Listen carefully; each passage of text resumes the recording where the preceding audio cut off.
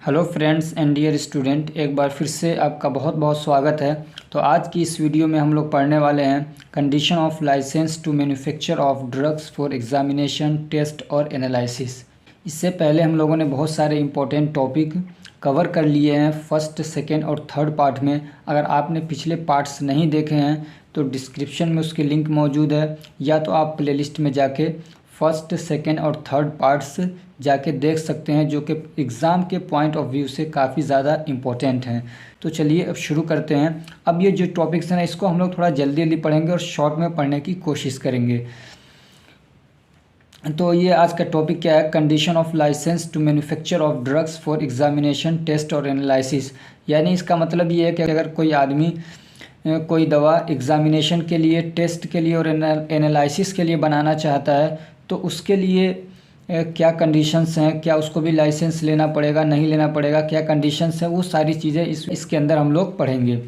तो एग्जामिनेशन क्या होता है, टेस्ट क्या होता है, ये दोनों जो है तकरीबन सेम चीज़ें हैं, बहुत ज़्यादा इसमें डिफरेंट नहीं है। एग्जामिनेशन और टेस्ट क्या है, तो मान लीजिए कोई भी सब्सटेंस है, कोई भी क्या केमिकल कॉन्स्टिट्यूएंट है, एक्टिव कॉन्स्टिट्यूएंट है, उसको चेक करना है कि वो किस तरीके से काम करती है, नहीं करती है, कब तक ख़राब होती है, कब नहीं होती है, उसका क्या नेचर है, वो क्या एल्कलॉइड है, ग्लाइकोसाइड है, क्या है वो।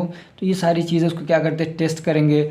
और फिर उसका और ज़्यादा डीपली अगर उसको हम लोग और उस पर पढ़ाई करते हैं, डीपली उस पर रिसर्च करते हैं, तो उसको हम लोग बोलते हैं एनालिसिस। कि अगर किसी को खिला रहे हैं तो उसका क्या फ़ायदा हो रहा है, क्या फार्माकोलॉजिकल एक्शन आ रहा है, नहीं आ रहा है, तो ये सारी चीज़ें क्या है, ये आ जाएंगे एनालिसिस में। यहाँ पे हमारा असल जो टॉपिक है वो एग्जामिनेशन, टेस्ट और एनालिसिस पढ़ना नहीं है, बल्कि इस पर्पज़ के लिए अगर कोई दवा बनाना चाह रहा है तो उसके लिए क्या क्या कंडीशंस हैं, क्या क्या शर्तें हैं, वो हम लोग यहाँ पे पढ़ेंगे। The manufacture of drugs for examination, test और analysis should be manufactured under a licence obtained from the licensing authority. ये कह रहे हैं अगर कोई आदमी एग्जामिनेशन के लिए, टेस्ट के लिए और एनालिसिस के लिए, यानी दवाओं को क्या है यूज़ करने के लिए नहीं बल्कि अदर पर्पस के लिए अगर कोई बनाना चाह रहा है दवा, तो वो बना सकता है। लेकिन उसके लिए शर्त ये है कि जो लाइसेंस प्रोवाइड करने वाली जो अथॉरिटीज़ हैं, जो ऑर्गेनाइजेशन है, उससे पहले क्या है एक लाइसेंस ले ले, ठीक। और उसके साथ में वो दवा तो बनाएगा ही, मैन्युफैक्चर करेगा इस पर्पज़ के लिए, लेकिन कुछ कंडीशन उसको क्या है फॉलो करने पड़ेंगे। तो वो क्या कंडीशन है वो आगे हम लोग पढ़ रहे हैं अब। The drug should be used for the purpose for which they are manufactured. तो ये कह रहे हैं कि ये जो दवाएं बनाई गई हैं जिस पर्पज़ के लिए, सिर्फ उसी पर्पज़ के लिए यूज़ किया जाना चाहिए। ये नहीं कि पर्पज़ उसको क्या था, सिर्फ एग्जामिनेशन, टेस्ट करना, एनालिसिस करना, इस पर्पज़ के लिए उसको क्या दवा बनाई गई, लेकिन क्या कर रहे हैं, लोगों को खिला रहे हैं, वो लोगों से यूज़ करवा रहे हैं, तो ये क्या पर्पज़ उसका बदल गया, तो ये नहीं होना चाहिए। और क्या, the licensee should maintain a record of the names and quantities of drugs manufactured and the name of person to whom they have been supplied.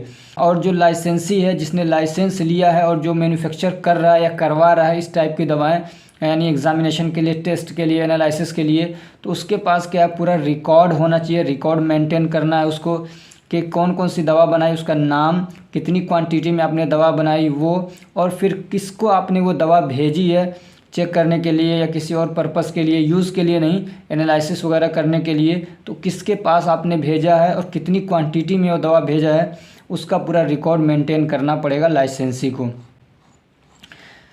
तीसरा क्या है इसमें, the licensee should allow an authorised inspector to inspect the licence premises and satisfy himself that only examination, analysis और test work is being done.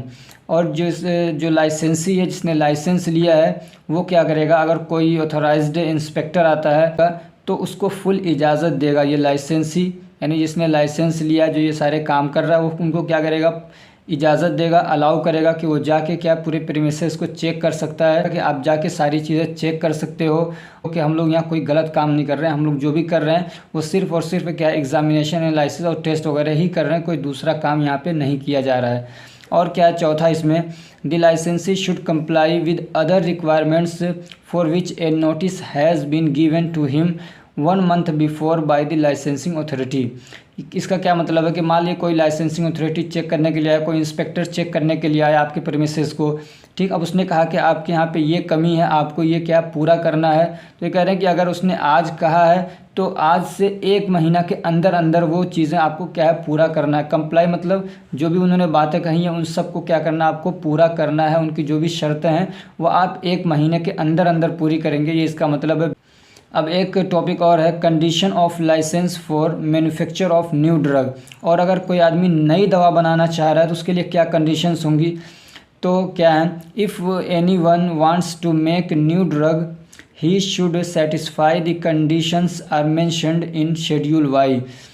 तो कह रहे हैं कि अगर कोई नई दवा बनाना चाह रहा है तो वो शेड्यूल वाई के अंदर जो भी कंडीशंस बताई गई हैं, जो भी शर्तें लगाई गई हैं, उन सबको क्या करेगा, सेटिस्फाई करेगा, यानी उन सबको मानेगा, पूरा करेगा। ठीक, अब वो जो शेड्यूल वाई है वो काफ़ी क्या है, ब्रॉडली है और बहुत कुछ उसमें दिया गया है डिटेल्स।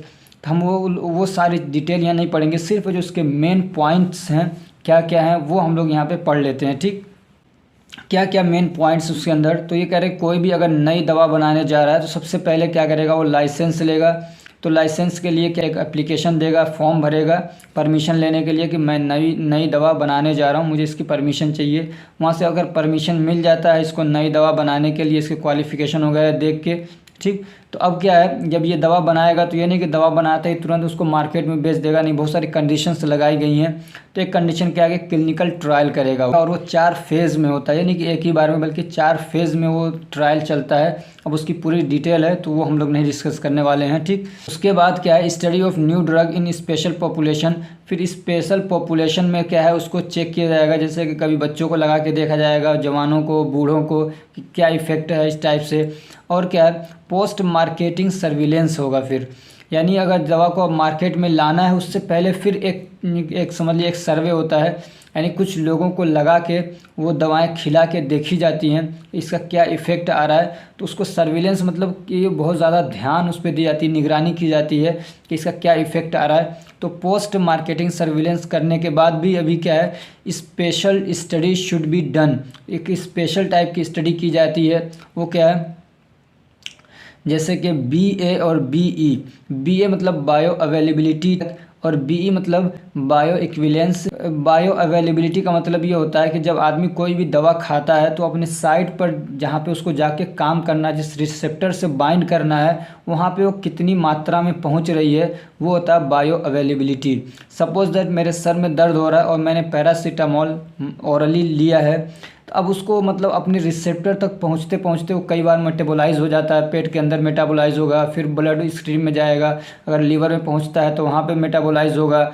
तो मेटाबोलाइज होता है मतलब उसका इफ़ेक्ट कम होता है, वो डिग्रेड हो जाता है। तो पता चला कि मैंने 500 mg खाई है और 200 mg ही सिर्फ काम करने तक बाकी रही है, बाकी सिर्फ 200 mg ही क्या है अपने साइड तक पहुंच के अपना इफ़ेक्ट शो कर पाई है दवा।